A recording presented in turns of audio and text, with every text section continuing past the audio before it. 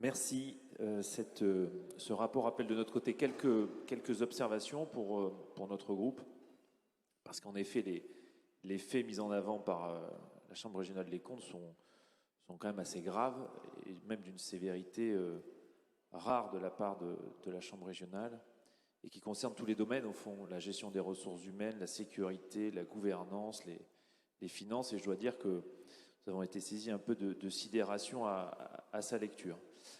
Il nous semble qu'il nous faut en tirer quand même quelques conséquences et quelques leçons, et c'est donc des questions et quelques commentaires que je voulais vous adresser, Monsieur le Président, au nom de notre groupe.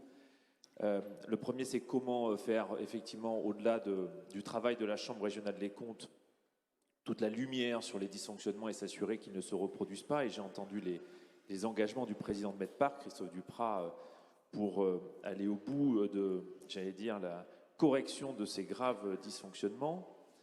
Mais plus généralement, est-ce qu'il y a au sein de la métropole, au sein de nos satellites opérateurs, d'autres situations de cette nature qui sont en effet très très graves? Une démarche est-elle prévue pour s'assurer que dans d'autres secteurs, nous n'avons pas les mêmes difficultés, les mêmes causes produisant parfois les mêmes effets? Et puis ensuite, deux remarques.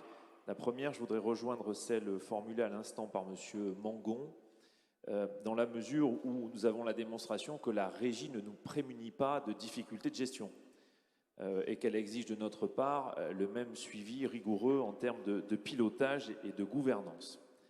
Et enfin, dire que s'il nous faut agir, je voudrais rebondir sur l'expression de M. Duprat, c'est non pas parce que la Chambre régionale des comptes va revenir dans un an, c'est parce qu'il me semble qu'il faut corriger les graves dysfonctionnements qui ont été relevés par elle. Merci.